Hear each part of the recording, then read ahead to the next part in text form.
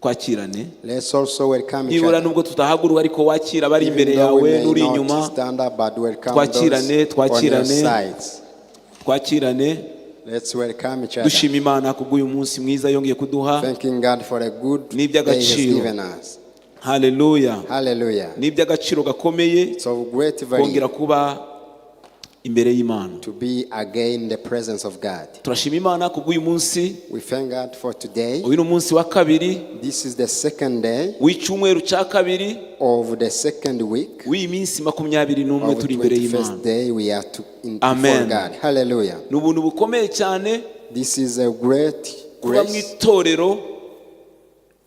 itorero to be in the church ridutegurira ibihe nk'ibi ngibi. that organize time for us such as this. Ndabyibuka kera I remember in the past, hari abantu bavaga mu matorero atandukanye people were coming from different churches bumva ko hari ibihe nk'ibi ngibi turimo bakaza. who learned that we have Nari ngiye such gukoresha ririya times, jambo and they ryarikoreshwa come. ahandi bakaza. Nari nkoresheje ijambo ryo kuvumba ariko ntabwo ari ukuvumba komutene ariko bakaza kwakira And they kuko baba come bazi to ko aha receive hari ibintu byiza Because they bidasanzwe. know there are special things happening from Rwose here. akaza tukabana hano iminsi 40 They will y'amasengesho come here for spend kuko 4 days with us. abazi agaciro k'ibi bihe. Because they know the importance of such times. Hari ubwo abo hanze baza rwose kuko baba babizi, abaha mu rugo ntibanabimenye rwose bakabifata Sometimes nk'ibintu biri aho outsiders ngaho. come as those from the Ariko house they never turashima come. itorero ryacu But we thank God for our church rituremera ridutegurira ibihe nk'ibi ngibi, that organized time natwe for us. tukabisangamo And we find kandi ourselves in them tukabigenderamo. and we walk in them. Nibyo ibi ngibi turimo. These are the Reka times we dushime are in. Imana Let's yaduteguriye thank ibihe God ibinyuza mu bagaragu for God bayo who nk'abayobozi prepared this bacu. through the servants. Amen. Amen.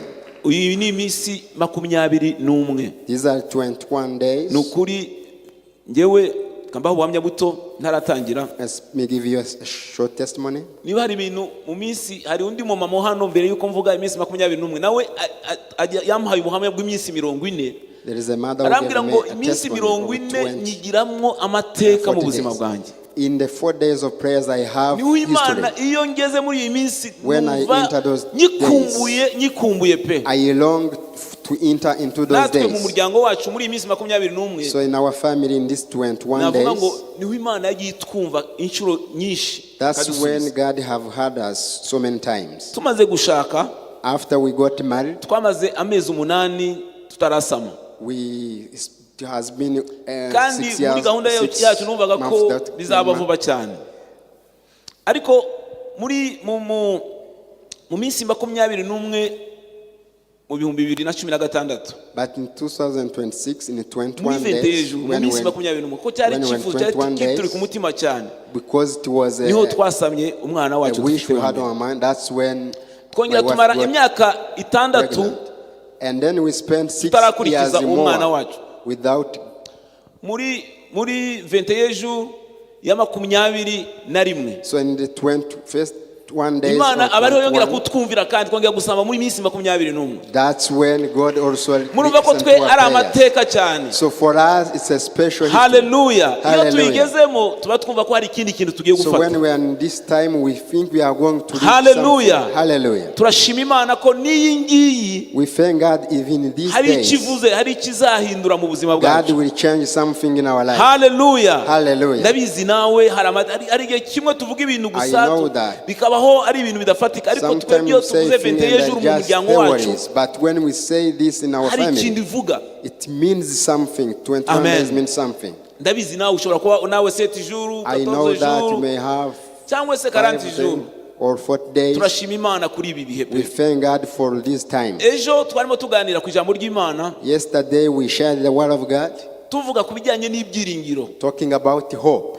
Twasoje ku ijambo rivuga ngo We conclude with the word which says ibyiringiro byacu that our hope nizo mbaraga zacu. is our strength. Mu byiringiro tugirira Imana In the hope we have in niho God, dukura imbaraga. that's where we get strength from. Twasoje tuvuga ibyiringiro mu buryo bubiri. We talked about hope in 2 ways. Twavugaga ibyiringiro mu byo tuzabona, Hope in what we will see, ndetse ibyo byiringiro and this hope nibwo abatubanjirije bagiye babona is the hope the our predecessors babirebaga had. bitaraba They could see it before it happened. bakabyiringira And they believed it. nubwo babaga batorohewe Even though it wasn't easy for them. ariko bagakomera But they were strengthened. kubera ibyiringiro babaga Because bafite. of the hope they had. Muribuka Stefano aterwa You amabuye remember when Stephen was yari afite stoned? ibyiringiro ko azabana He had the n'umwami hope to be with the king. ariko ubwo bamuteraga amabuye But when they were stoning him, arimo basabira abwira he ngo was data praying for bababarire them. Forgive them, kuko Lord. bo ntacyo bazi ntibazi icyo Because they bakora don't know what they are doing. ziriya mbaraga nta handi There zavaga is nowhere this can n'ibyiringiro yari get from. afite From the hope he had. n'ibyiringiro yari It afite was from the hope he had. twarimo tuvuga ibyiringiro bya kabiri We're talking about the second n'ibyiringiro hope. ibyo tuzabonera The ahangaha hope ku of the isi things we'll see when we are on earth. ejo twabivuzeho We talked about it yesterday turimo tuvuga when we were talking about uburyo twiringira ibyo tuzabona how we hope for the things we will see dushingiye based on ku by'Imana yadusezeranyije the promises of God. ibyo bikadukomeza And this strengthens us. tukahakura imbaraga And we get strength from there, zidukomeza muri uru rugendo which carries us along the way. twarimo turirimba indirimbo mu kanya We're singing a song shortly wibasha gukora that he can do ibiruta cyane exceedingly ibyo twibwira n'ibyo dutekereza. more than we think. Si umuntu He's not a man wibeshe. that he can lie. Aya magambo These words cyangwa iri jambo or this word niryo rivamo imbaraga is where we get ubu strength from. bumenyi And the knowledge, kumenya Imana ngo knowing si God, umwana w'umuntu that God is wibeshe, not a human being that he can lie. si umwana w'umuntu ngo yicuze He's not a human being that he can, ibyo yavuze he can, no kubikora what he said and he will do. bizabikora. Hari igice kimwe twavuze ngo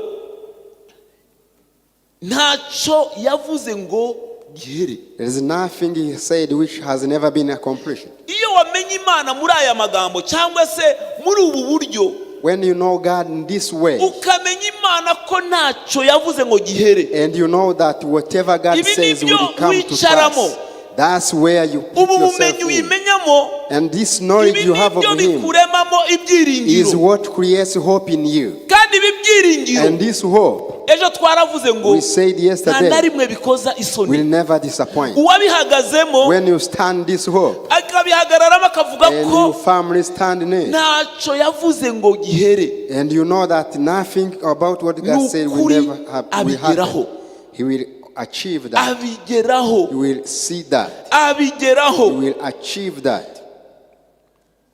Reka mbahe urugero rumwe rugaragaza twagerageje gusobanura ibyiringiro icyo ari cyo, Let me give you an example. ariko nicaye hariya hari urugero Explaining hope. rwanjemo. There is an example which says in my Hari mind. ijambo ry'Imana rivuga ngo There is a word of God which says, nk'uko abagaragu in the same way the bagirira servants, ibyiringiro. Ushobora kutabivuga neza uko biri kuko sinabishatse ngo mbirebe neza. Nk'uko abaja biringira shebuja, in the same way servants have hope in kuko their abagaragu master, icyizere cyose bakigirira nyirabuja. all the trust are in the hope. They Narimo put the trust ntekereza in their ibi masters. byiringiro by'aba bantu, I was thinking about the hope ndimo of these ntekereza people. uburyo Thinking yicara about mu how rugo adashobora na rimwe gutekereza ngo turarya iki, They sit at home and they Ejo can never tuzarya think iki? about what they are eat ejo bundi tomorrow. tuzarya iki, What will aba bana I bari muri uru eat the rugo day after minervare tomorrow? izava he? Where will the Kuko school fees come ibyiringiro from? byabo byose Because all their hope biba biri kuba bayobora, biba biri kuri aba is bashinzwe from their urugo. masters. Ndimo ntekereza uburyo So when I was thinking ibyiringiro about tugerageje n'ako kantu gato gusa, if we could try this simple thing tugashyira ibyiringiro byacu mu bumana nk'uko umugaragu cyangwa umuja ashyira ibyiringiro muri nyirabuja cyangwa muri shebuja, and put our hope in God the same way the servant put their hope in their masters, our life would change. kandi reka mbabwire ikindi, And let me tell you this, Imana yacu mu buturo bwayo aho iri, in the dwelling place ibi of bintu God, irabishaka. He wants this. Si uko ari twebwe bifitiye inyungu gusa, Not because it is ariko beneficial to us ikeneye alone, kubona ishanga rifite but He ibyiringiro wants to see a muri yo. nation that has hope in them. Amen. Hallelujah. Hallelujah.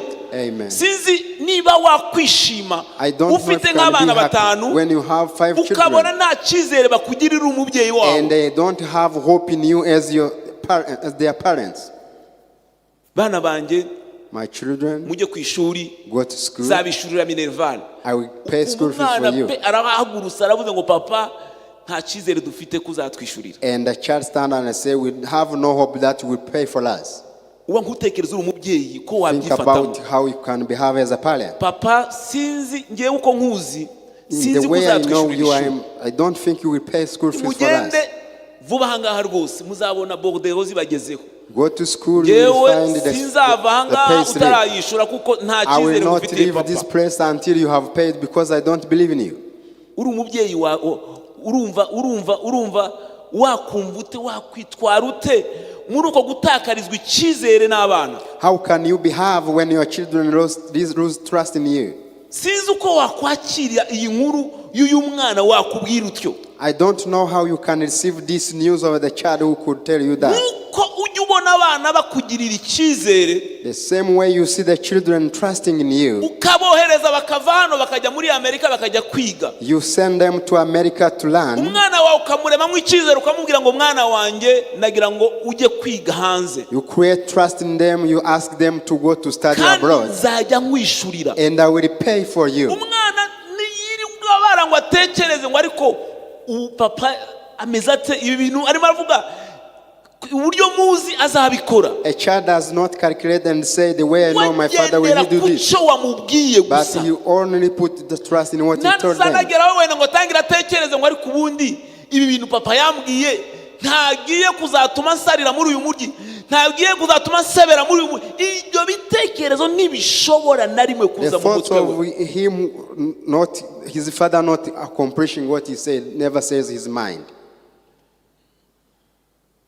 Mutekereze noneho inshuro zingahe Imana itubwira. So think about how many God tells us. Mutekereze amasezerano menshi dufite. The many promises we have. Mutekereze iby'Imana yatubwiye bitandukanye. The many things God has told us. Inshuro zitandukanye tuza duteshuka muri cya cyizere muri ya magambo yatubwiye. And many times we lose trust of what he said to us. Ari wowe mubyeyi. And he is a true parent. Ubona umwana gutakarije icyizere gutyo. If you were a parent and your child, icyo nari shaka kuvuga ni iki ngiki. Nukubagaragariza ko Imana mu buturo bwayo ishaka ko tuyigirira icyizere. In his dwelling, God wants us to trust in him. Bishimisha pe. Among them things which please him. Hari abantu badahangayikishwa nuko bazabaho, bidatewe nuko afite mukuru we, afite se wabo, afite umusponsor uri hanze. Oya, afite Imana yonyine kuko ari hanze amaso. To see some people who have trust in him not because they have the sponsors but because they have God. Reka badushire imirongo. Let's see verses. Dufate Izaburi 62 umurongo wa Psalm 62. Reka bayidushireho 32 umurongo wa 6 kugeza kwa 9. Zaburi 62 Psalm 62. Araba ngo mutima wanjye turiza Imana yonyine kuko ariyo byiringiro byanjye biturukaho.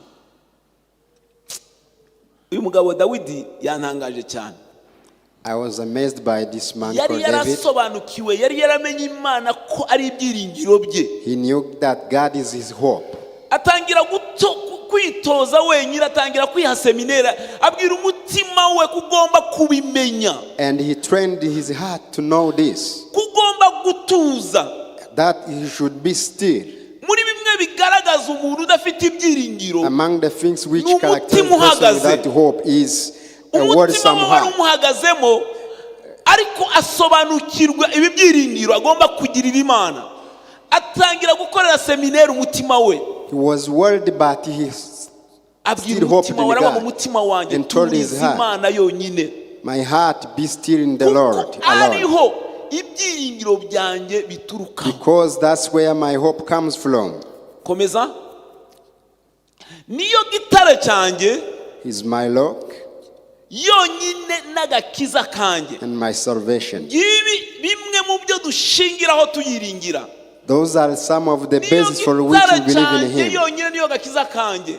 He is my. Ni igihome kirekire kinkingira. He is my lock. Ni igihome kirekire kinkingira. He is my lock. Sinzanyeganyezwa. I will never be shaken. Amen. Ibi aya magambo yari mavuga aha seminari umutima we abanza kwibwira Imana.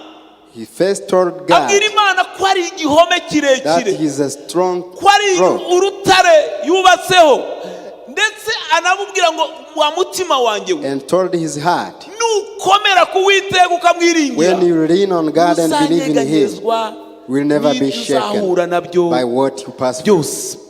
Komeza. Imana niyo irimo agakiza kanjye n'icyubahiro cyanjye, igitare cy'imbaraga zanjye. Ahangaha haleluya, niho havamo imbaraga zanjye, niyo soko y'imbaraga zanjye. That's the source of my strength, niyo soko y'icyubahiro cyanjye, the source of my honor, niyo soko y'imbaraga zanjye, the source of my strength. n'ubuhungiro bwanjye. He is my refuge. Buri mu Mana. And see God. So the things that would make him stand fast. And the next verse, he also told others, you people, when his heart understood this, you people, may you hope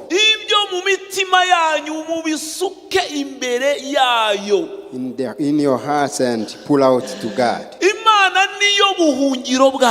Our God is our refuge. Hallelujah. Hallelujah. He understood the God he believed in.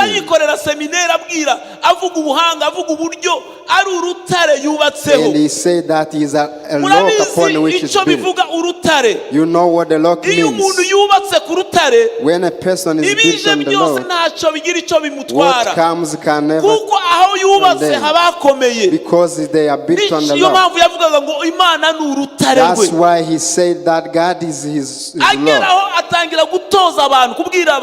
And he started to tell people that they too should believe in God, and that they should pull out what is in their hearts. He's not a man that he may lie. He's not a man that would, what he said he will do. Komeza.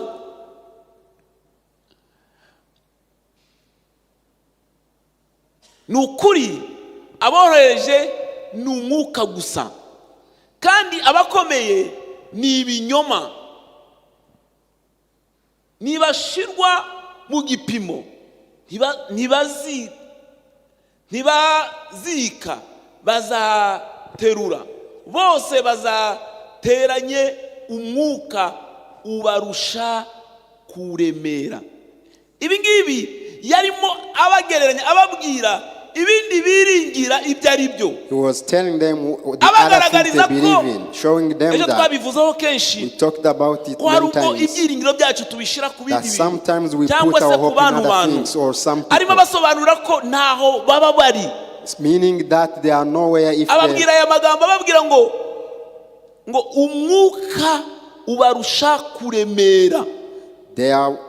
is weightier than them.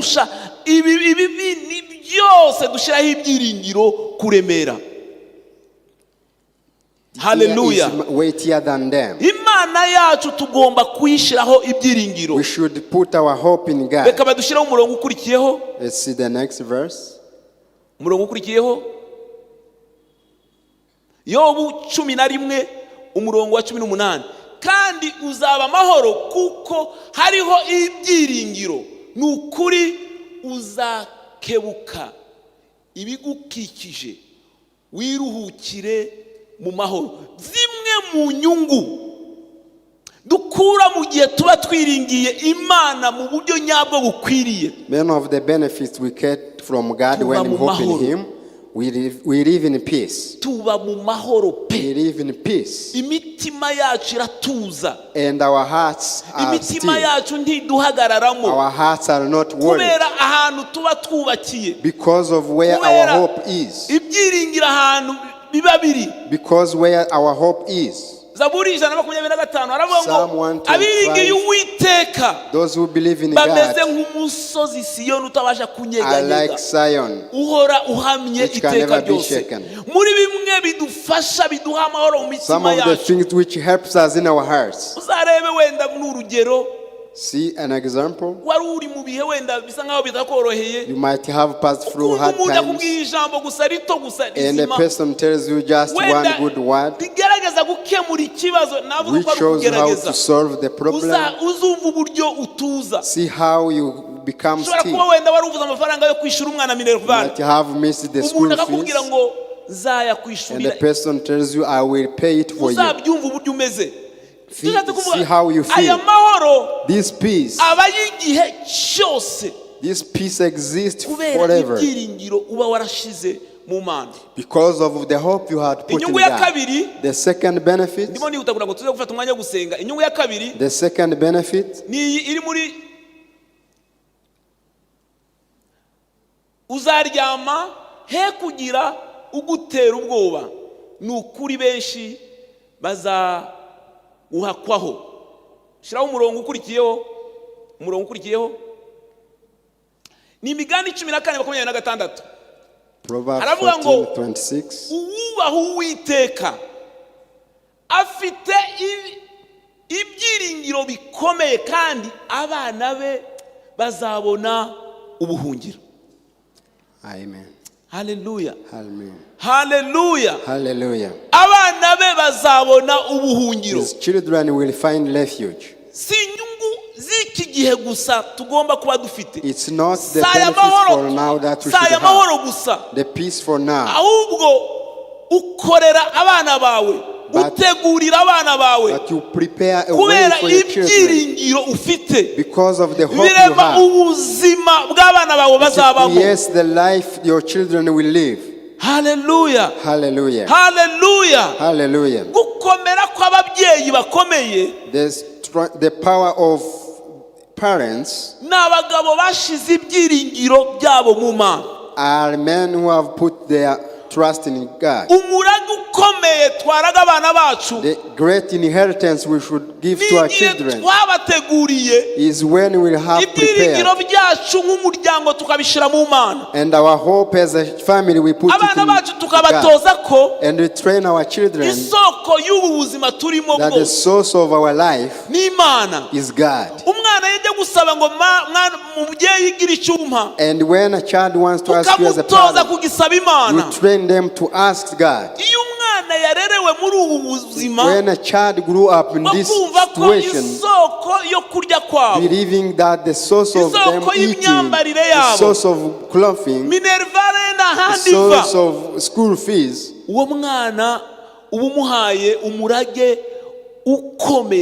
given a great inheritance to this child. Kandi abana be bazabona ubuhungiro. He who fears God has great hope. Meaning there is a place prepared for them. There is a country prepared for them. The country of hope in God. Hallelujah. When anything comes, he will have been trained of where he will land to. Hallelujah. So what we live in, yes, what our children will live in. When your life is cut by tears, and when your child cries and there is no other hope you have. So that's what the child also receives. Hallelujah. Hallelujah. Hallelujah. Hallelujah. Hallelujah. Hallelujah. So that's what also the child receives. That's the inheritance you have given to them. duha abana bacu But imirage let's myiza. give our children a good Umurage mwiza inheritance. dushobora guha abana A bacu good inheritance we can give our children is the hope in umwana God. kukubona atarabona nari mutaka. When a child that has Ariko never uzi see you umubyeyi cry, umwana kubona papa we nta narimwe arataka. imagine a child never seeing their parents cry. Tuza. My Nuko uyu child, munsi be still. ntayabonye, Even though I ejo don't have money azaboneka. today, tomorrow I will Hallelujah. get. Hallelujah. Ejo tuzabibona. We will get it tomorrow. Hallelujah. Hallelujah. Ejo tuzarya. We'll eat tomorrow. Ejo nzabiguha. I will give it to you tomorrow. Wino tumanuke tujye gusenga. Ndabizi iyo tugiye kubwira nibesha nijibesha. Our God never lies. Niyo soko y'ubu buzima ubona He's the source dufite. of the life we have. Umwana azakura ziko The child will grow up knowing Imana ya papa we that the God of his ishoboye father byose. is almighty. Hallelujah. Hallelujah. Umwana azakura ziko The Imana child ya will papa grow we up knowing ifite that byose the God of his father has everything kandi ishoboye byose. and is almighty. Mureke tugerageze gusigira abana bacu imirage myiza. Let's try to give Muri our children bimwe a mu good murage ukomeye inheritance. mwiza One of the good n'ibyiringiro inheritance batubona na dufite is the Imana. hope they see us having in God. Hallelujah. Hallelujah. Reka dushireho umurongo wa nyuma Let's see the last gufata umwanya dusengeramo. verse we pray through. Kuko hariho ibyiringiro by'amaherezo yawe. Because there is hope in the end. Kandi abana bawe bazagaruka mu rugabano rwabo. And your children will come back in their Niko land, Uwiteka avuga. says the Lord. Hano muri iri jambo harimo ibyifuzo bibiri. There is two prayer requests from this one. Icyifuzo cya mbere ni isezerano rikomeye The cyane. first prayer request is a great promise. Kuko hariho ibyiringiro by'amaherezo yawe. Because there is hope. Ndimo soma uyu murongo. When I was reading this word, Narimo ntekereza ubuzima turimo. I was thinking about the life we live. Narimo ntekereza akenshi umwanzi aratubesha. Many times the enemy lies to us and tells us ibyo turimo what we are passing through. Nitwe nabyo. It's us and us only. Nitwe nabyo. It's us and us only. Twibanire. And they will never end. There is no way out. There is no way out. Hari abarangije kwakira ko There are people who have already accepted that they will never give birth. abarangije kwakira ko abana babo batazakira bafite abana b'ibirara. Barangije kubyakira kugira ati biriya byararangiye. They said it's over. It's finished. Akubwira ko we kwanza n'imyaka yo gukora kubwira ati They tell you that narangije mfite imyaka narangije kaminuza mfite imyaka 24. I graduated when I was 24, 30, 35. Iyo bagiye gusaba ishaka iyo bagiye gutanga amahofre barabwira ngo tangira ku myaka 21 kugeza 20 n'imyaka y'ubusabe yararangiye unakazi ngibonye byararangiye ugasanga umurongo yarawukase ubuzima and they have really underlined that's impossible. Hallelujah. Hallelujah. Hallelujah. Hallelujah. Akakubwira ko we kaminuza bidashoboka namba. It's impossible. Bidashoboka ko adashobora kwiga kaminuza. Umurongo yarawukase pe. Kwanza ni wacu nta n'umuri wawiga. Kaminuza abantu bose ni sixième. Yewe ugira wa mahirwe akabona diplome naho ngaho ni wagarukira. Kubaka inzu. Umuntu akakubwira ati umva ntibishoboka namba. Sinshobora namba. I can't. Uyu mushahara wanjye wayubaka. Can my salary build the house? Hallelujah. Hallelujah. Hallelujah. Hallelujah. Ucyumweru gishize umushumba arimo twigisha. The past week when the pastor was preaching, yavuze ibintu bibiri n'uyu munsi ndacyabitekereza. Which I'm still thinking about. Yavuze realite ibyo turebesha amaso. Talked about the reality na verite ukuri kw'ijambo ry'Imana. And the truth of the word of God. Aratubwira kenshi twe tugendera kuri realite kubyo turebesha amaso. Sometimes we go ariko by the reality kuri verite ku cy'Imana yavuze. Hallelujah. Hallelujah. Muri bimwe byadufasha ngo bitwimure bituvane. Some of the things which can move us muri ibi bihe from these times. Gibi bintu twashizeho amaherezo twavuze ko bidashoboka. We have said they are impossible. nukwakira ukukuri kw'ijambo ry'Imana. Is receiving the truth of the word of God. Hallelujah. Hallelujah. Ijambo ry'Imana yatubwiye ngo The word of kuko God hariho says, ibyiringiro. because there is hope. Ibyiringiro biracahari. There is still hope. Dufite ubuhamya bukomeye. We have a great testimony. Ejo bundi mwumvishe ubuhamya apotre yaduhaye hano. Atubwira umwana we byari byaranze. How it wasn't possible with the child. Uyu munsi. But today, n'umwarimu arimo aratoza abandi. is a teacher who is training Dufite ubuhamya others. bw'abantu bagiye babyara. We have witnesses of the people who have given birth at uyu munsi barakikiye. Ibyo ni ibihamya bihari. Imana yagiye ikora. Of what God has done. Ni ibyiringiro dufite. That's the hope Hallelujah. we have. Hallelujah. Haracariho ibyiringiro. There is still hope. Haracariho ibyiringiro. There is still hope. Ko uwo mwana wawe yaba muzima. That your child can be. Haracariho ibyiringiro. There is still hope. Aba bantu ufite kuri liste uru rutonde ko babyara.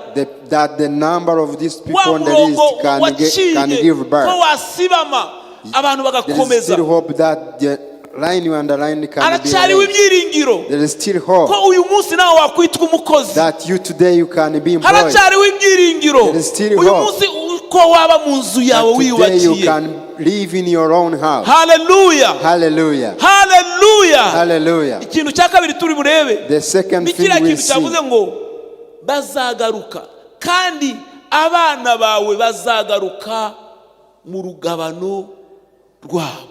Your children shall come back to their own border. Imana twizeye ni Imana ihindura amateka. The God we believe in changes history. Hallelujah. Hallelujah. Jacob, amaze kubura umwana we Yosefu, when he lost his child Joseph, imyaka myinshi muribuka imyaka yabayeho for many years, ariko Potifari afunzwe aragenda ibwami arakora ya myaka 7 y'uburumbuke irashira haza imyaka 7 y'amapfa and 7 years of drought. Murumva ko papa we yari yarahebye suguheba gusa. His father has lost hope. Ariko umunsi umwe, but one day, umunsi umwe, one day, hallelujah, umunsi umwe, one day, yongera kumva inkuru, he heard a news y'umwana we ko ariho, that his son was alive. And what amazed me, narimo soma Bibiliya ngo, while I was reading the Bible, ngo nari nataye ibyiringiro ko uyu mwana wanjye ariho. I had lost hope that my son is alive. Ndamubonye ahubwo siwe wenyine, mbonye n'abuzukuru n'abamukomotseho. But with great sons from him. Hallelujah. Hallelujah. Hallelujah. Hallelujah. Simubonye wenyine ahubwo mubonye n'inyongera. But with addition. Ngiki cyo bita kugarurirwa. This is what we call. Bazagaruka mu rugabano. Your children will come back to their border. Ndabizi ibyinshi mubona tudafite. The many things we don't have. Amen. Hallelujah. Hallelujah. Hallelujah. Tugiye gusenga dusengera ibintu bibiri. We are going to pray for two things. Ikivugo cyambere tugiye gusenga, tugiye kubwira Imana We are going to tell God twari twarashizeho imirongo. The things we have underlined that they are impossible. Bya bindi byose twari turimo bidakwiriye. The things which are not worthy that we are doing. Turashiraho iherezo ryabyo. We are going to end them. Igihe cy'ubugumba dushizeho iherezo ryabyo. The time of barrenness is over.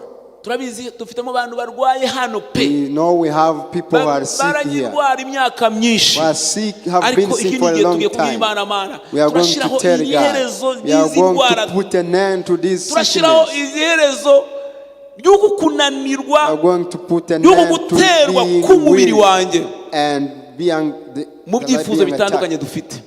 Icya kabiri turapenetra twinjire. We penetrate. Subira kuri wa murongo, subiza uwo murongo. Subiza ura murongo. Turijira icyo iriya jambo rivuga ngo bazagaruka, bavuga ngo kandi abana bawe bazagaruka mu rugabano rwabo.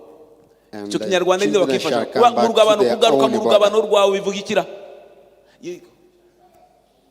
Reka dusomere muri Bibiliya ijambo ry'Imana yumva ko avuga.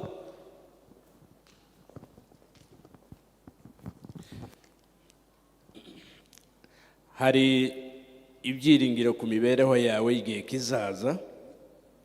Abana bawe bazagaruka mu gihugu cyabo. Hallelujah. Abana bawe bazagaruka mu gihugu cyabo. Hallelujah. Hallelujah. Hallelujah. Hallelujah. Ntabwo ubuzima wari urimo So the life you were living, bijyanye n'ibyo Yesu yadukoreye, icyo gihugu urimo ntabwo ari igihugu cyawe.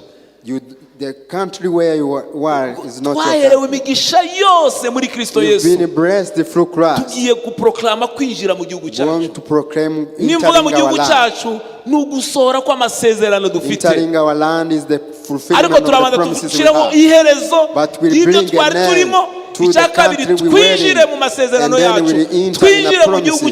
Twinjire mu burenganzira bwacu. Nibyo byifuzo bibiri tugiye gusengera. Those are the two requests we are going to pray for. And let's all pray for it. turahera ku cyambere dushiraho iherezo. Wewe nyine uriyaturira uvuge ngo uyu mugoroba nshizeho iherezo cy'igikino. Ejo turimo dusenga, twarimo dusenga tuvuga ngo turimo dusengera muri iriya jambo riri mu Baheburayo kiriya gice cya 10 iravuga ngo dukomeze kwatura ibyiringiro byacu. Let's continue to proclaim our faith. Dukomeze kwatura ibyiringiro. Let's continue to proclaim our hope. Niyo yabivuze no kubikora izabikora. He who is said it, uyu mugoroba tugiye kwatura ibyiringiro. Turi gushiraho iherezo. Icyakabiri dupenetre twinjire mu gihugu cyacu. Buri wese yinjire mu masezerano ye. Muhaguruke twese tujye imbere y'Imana dusengere ibyifuzo bibiri. Mwami turi imbere yawe, data turi imbere yawe. Uyu mugoroba twashima ineza n'ubuntu bwawe mwami wongeye kutugirira data. Mwami uri Imana ishobora byose, twakumenye mwami. Ijambo ryawe ryatubwiye ko mwami hahirwa ubwoko ishanga bishizeho umutima mwami, ibyiringiro byabo byose biri muri wewe mwami mwiza. Data twabyumvise mwami, ni wowe wenyine tugomba guhanga amaso, ni wowe wenyine kuko ijambo ryatubwiye ko mwami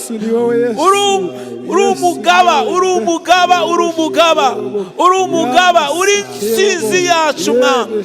Nituba hamwe nawe tuzahora tunesha. Data uyu mugoroba turi imbere yawe, tuje tugusaba mwami mwiza, turashiraho iherezo y'imisozi yari turi imbere, iherezo ibyo twari turimo, z'intambara twari turimo, mu izina rikomeye rya Yesu Kristo turashiraho iherezo zabyo, iherezo mw'izina rya Yesu Kristo mwami mwiza. Iherezo ry'ubugumba, iherezo ry'uburwayi, iherezo ry'ubushomeri, iherezo ry'uburara bw'abana bacu, iherezo ry'ubusinzi, turashira iherezo. Tugiye kwinjira mu gihugu cyacu, tugiye kwinjira muri gakondo yacu, tugiye kwinjira, turashira iherezo. Tugiye kwambuka, abana bacu tugiye kubambutsa, ababyeyi batunaniye tugiye kubambutsa, bagiye kwinjira aho bari. Ntabwo ari ahabo, oya ab'imibiri yananiye. Karicyo wakora, aracyari ibyiringiro, karicyo wahindura mwami. Uyu mugoroba kora ikintu gisha, uyu mugoroba papa shyiraho iherezo, uyu mugoroba mwabigira yushyiraho iherezo, uyu mugoroba urabishoboye. Hari ibyo warema, amaso yacu urabirema,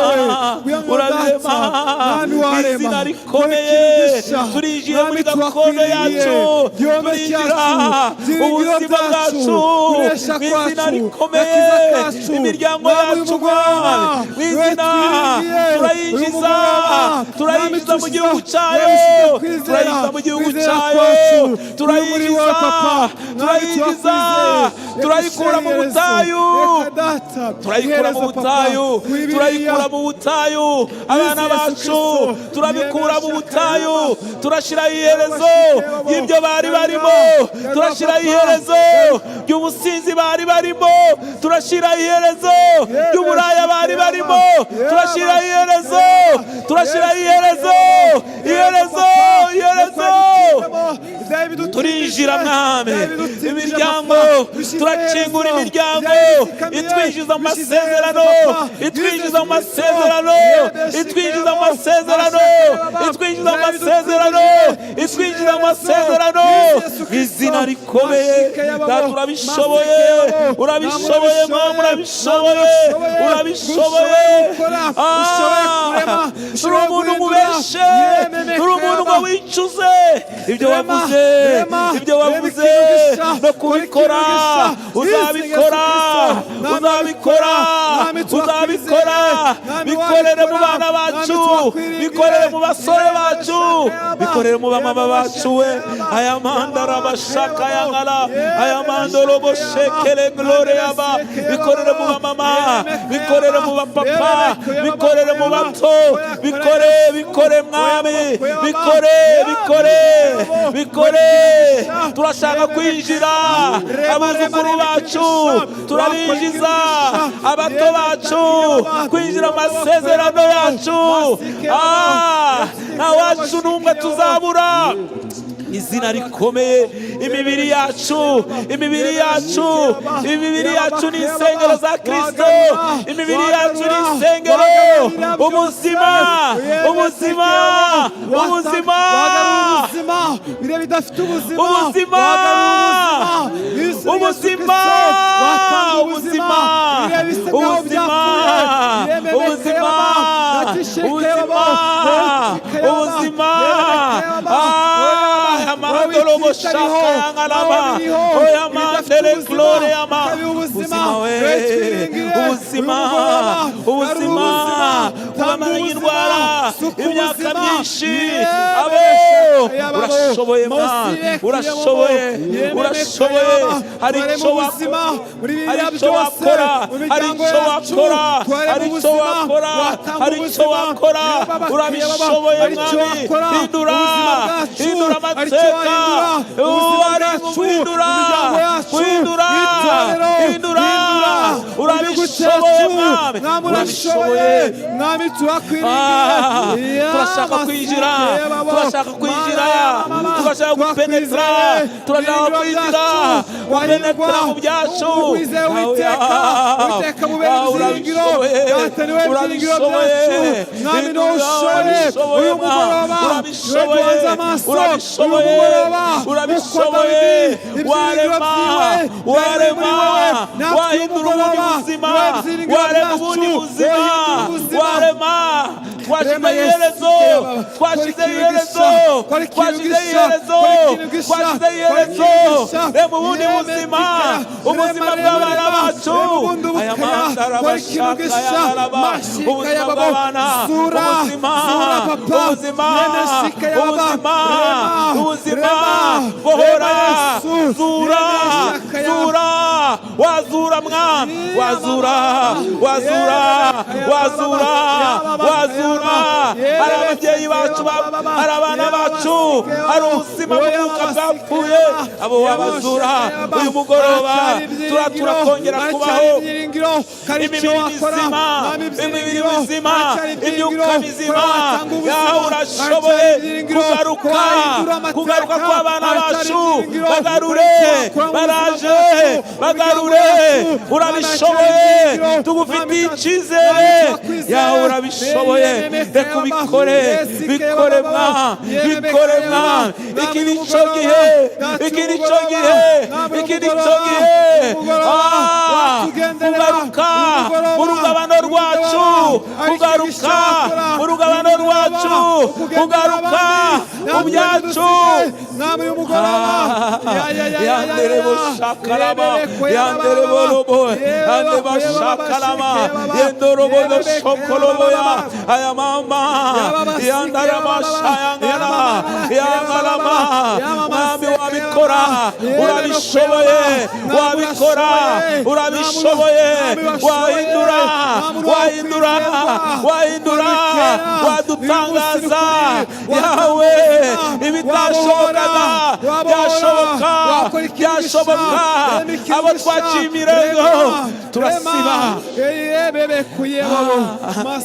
turasiba, turasiba imirongo twashizeho, turasiba imirongo twashizeho, turasiba imirongo twashizeho, ibyo twemeje ko byarangiye, oya, turabivuguruza, turavuguruza, turabivuguruza, turavuguruza, oya, siko bizaba, siko bizaba, siko bizaba, oya, oya, oya, siko bizaba, siko bazaguma, nta herezo ryabo, oya, barinjira, turinjira, turacira, turasingira, n'izina rikomeye rya Yesu.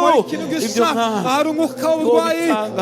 wabikora, wabikora, wabikora, urabishoboye, wabikora, urabishoboye, wabikora, urabishoboye, wabikora, urabishoboye, wahindura amateka, wahindura, wahindura, wahindura, wahindura mwami, wahindura, wahindura, wahindura, wahindura, wahindura, wahindura, wahindura, wahindura mwami, wahindura, wahindura, wahindura imibiri mizima, imibiri mizima, imibiri mizima, imibiri mizima, imibiri mizima, imibiri mizima, nani ibyacu mwami,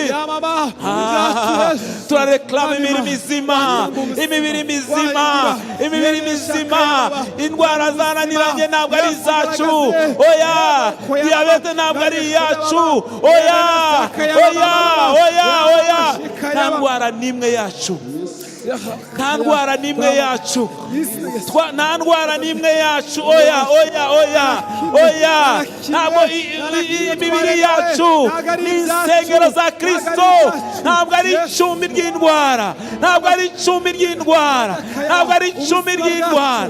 Turashiraho iherezo, turashiraho iherezo, turashiraho iherezo, turashiraho iherezo, shiraho iherezo, gira icyo uvuga, gira icyo uvuga, shiraho iherezo, shiraho iherezo, shiraho iherezo, vuguruza ibyo wavuze,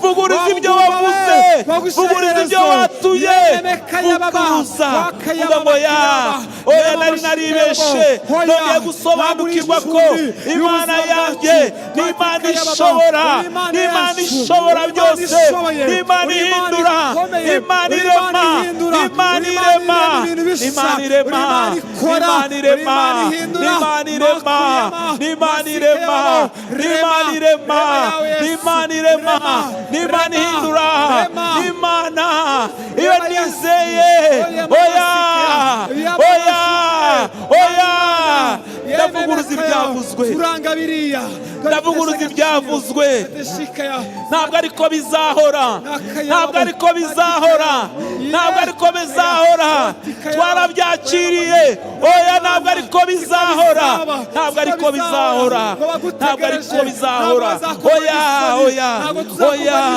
oya, ikora imirimo ikagaragara, ikora imirimo ikagaragara, ikora imirimo ikagaragara, ikora imirimo ikagaragara, ikora imirimo ikagaragara, ikora imirimo ikagaragara, ikora imirimo ikagaragara, oya, mashandarama, urashoboye, urashoboye, urashoboye, urashoboye, tuzabyara, tuzabyara, tuzororoka, tuzatera imbere, tuzahaguruka, ibyiringiro biracyahari, ibyiringiro biracyahari, ibyiringiro biracyahari, ijambo ry'Imana riravuga ngo haracari ibyiringiro ko nubwo igiti gitemwa kikuma igishitsi kikuma ko igiti cyongera kubaho kigashibuka kikera imbuto. Reka twongere twera imbuto nubwo mu buryo bugaragara igiti cyumye, nubwo mu buryo bugaragara imizi yumye, nubwo mu buryo bugaragara mu byo abantu barebesha amaso nta buzima bugari. Kongera kubaho, kongera kubaho, kongera kubaho, kongera kubaho, kongera kubaho, kongera kubaho, kongera kubaho, kongera kubaho, kongera kubaho. Abana bacu bazabaho, abana bacu bazabaho, bazabaho, bazabaho, tuzabaho, tuzabaho, tuzabaho, tuzabaho, tuzabaho, tuzabaho, tuzabaho mwa Mana ushimwe mwa, tuzabaho papa, tuzabaho mwa, tuzabaho, tuzakomera, ububyutse buzaba, ububyutse buzaba, umwuka w'Imana azagendagenda, azakora,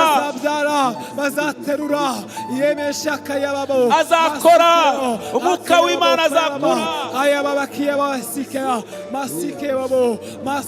umwuka w'Imana azakora, azakora, azakora, azakora, azakora, azahindura, azahindura, azubaka, azarema, azarema, azarema mwa, azarema, azarema, azarema. Data ushimwe mwa, ushimwe mwa, ushimwe ko iherezo, iherezo ryabyo, iherezo, iherezo ry'ibyitwa ko bidashobotse mwa, byashobotse, byarangiye mwa, birashobotse, birashobotse, birashobotse, birashobotse, birashobotse. Tuzabirebesha amaso yacu, tuzabirebesha amaso yacu, tuzabirebesha amaso yacu, tuzabirebesha amaso yacu. Twinjiye mu gihugu cyacu. Data urakoze mwami, urakoze papa, urakoze mwami, urakoze mwami, urakoze mwami, urakoze data, urakoze mwami, urakoze data, urakoze mwami, urakoze, urakoze, urakoze mwami, urakoze papa, ubasha gukora ibiruta cyane ibyo twibwira, ibyo dutekereza, ubasha gukora, ubasha gukora, ubasha gukora mwa, ubasha gukora data, ubasha gukora, ubasha gukora mwa, wakoze mwami Imana, wakoze Imana ishobora byose mwami. Turakushima data kubuye umwanya mwiza, turashima izina ryawe ryera. Yesu uri mwiza, Yesu urakomeye mwami. Oh haleluya. Mureke twese tuhaguruke tufatane mu maboko hanyuma tusabirane mugisha. Turashima Imana kubuye umunsi, Imana yatugiriye neza. Reka twese tufatane mu maboko usabire mugenzi wawe mugisha. Imana itugirire neza. Hari byinshi bituhangayishe, hari byinshi mu miryango yacu, ariko muri uyu munsi tukeneye Imana ishobora byose. Muri amasengesho tubone kuboko kw'Imana.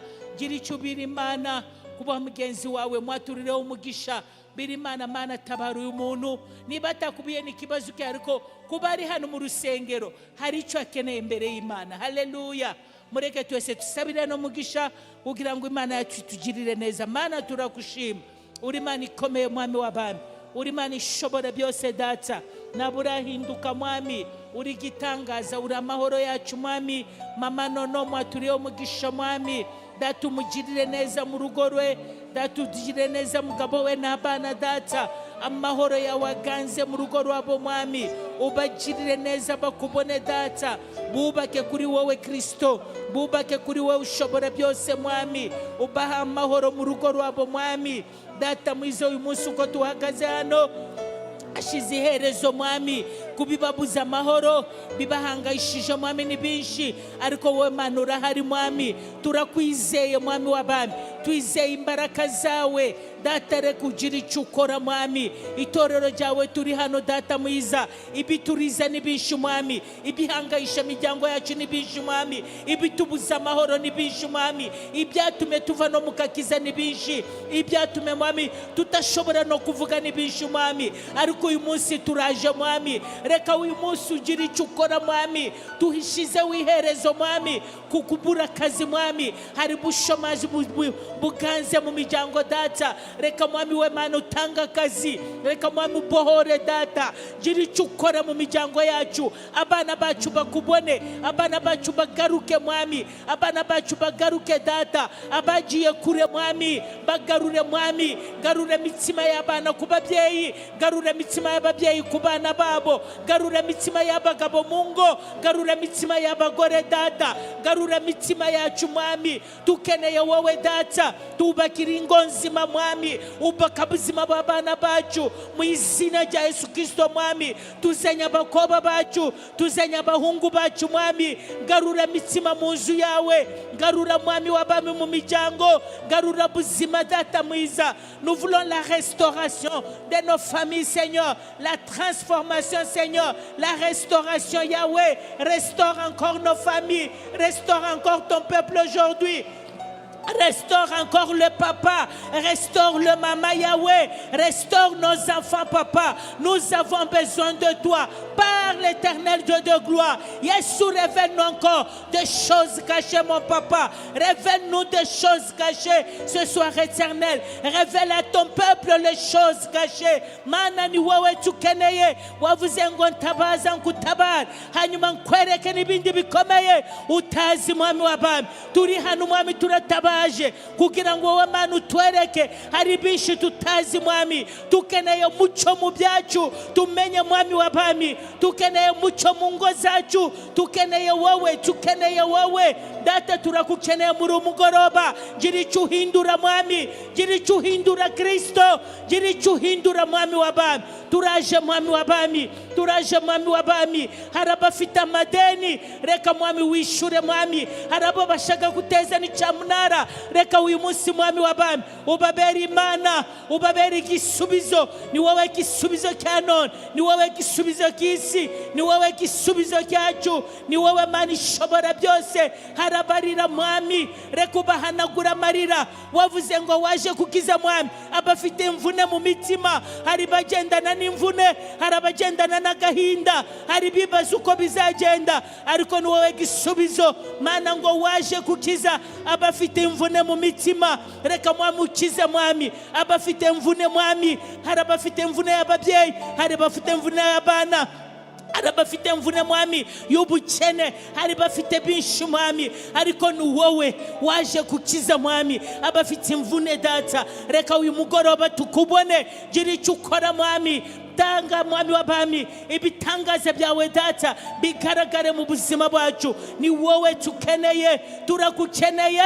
turagukeneye data tukeneye imbaraga zawe Mana reka tukubone mwami tukubone muri umugoroba hindura amateka hindura buzima mwami hindura amateka mwami hindura amazina data hari amazina batanze mu miryango yacu hari amazina batuhaye ariko muri umugoroba mwami Papa, tu es capable de changer encore les noms éternels, Dieu de gloire. Hindura mazina data. Uri Mana ikomeye. Nakikunanira, nakikurusha amaboko. Ni wewe papa w'imfubi, ni wewe mugabo mukomeye mwami, ni wewe mugabo mu ngo zacu, ni wewe mugabo w'abafakazi. Reka data imfubi ziri hano zikubone mwami, abari kurira mwami, bumve ijwi ryawe data. Ni wowe tufite mwami. Turakushima mwami kubuye munsi kuko uri Mana data urakoze data oh haleluya Mana urakomeye mwami Mana urakomeye mwami Mana urakomeye Kristo, Mana urakomeye data, nakikunanira mwami, nakikurusha imbaraga papa, ni wowe ushoboye byose mwami. Mana yo mwijuru wazuye mkoba wa Yairo, n'uyu mugoroba wazura mkoba hano mwami, wazuye Lazaro mwami, aho byari byarangiye mwami, harababona ko byarangiye, ariko Lazaro mwami waramuzuye, abantu bose barahagarara barareba data mwiza. Yesu uracyahari mwami, uracyakora mwami w'abami. Data mwiza Baritimayo wamufunguye amaso arareba, aho bantu bamucecekeshaka yabonaga ko byarangiye, ariko Baritimayo arataka arakubira Yesu mwami w'Imana, ndashaka kubona mwami. Reka muri umugoroba data hagire ubona data, hari ushaka kufungura amaso kugira ngo arebe mwami. Gira icyo ukora mwami, gira icyo ukora data. Uri Imana ikomeye, uri Imana ishobora byose, uri Imana nyamana, uri Imana itanga amahoro, uri Imana wahinduye amateka ya Yosefu mwami, aho yabaga kwa Potifari nako yaze kubyagenze, aho yabaga muri gereza wahabaye mwami w'abami, yasanze ari mwami w'abami kwa Farao. Na n'ubu mwami hari uwo wakura kwa Potifari, hari uwo wakura muri gereza ukamujyana ku bwami data. Reka muri umugoroba data hagire uwo wicaza ku bwami mwami, kuko ni wowe ushobora byose Kristo. Turakushima mwami w'abami, uri Imana ishobora byose, uri Imana nyamana.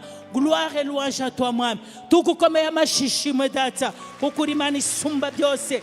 Hakwikuzo ni cyubahiro, hakwikuzo ni cyubahiro mwami w'abami. Ni mu izina rya Yesu tusenze twizeye, amen, amen, amen. Reka usezere ku mugenzi wawe, mubire mugoroba mwiza, kandi umubire ko karibu ejo turakomeza ni gahunda yacu no gukicaniro, kandi karibu mwese. Ejo turakomeza saa 11, no kuwa kane tuzaba turi hano kuva saa 5. Imana ibahe umugisha, murakoze cyane.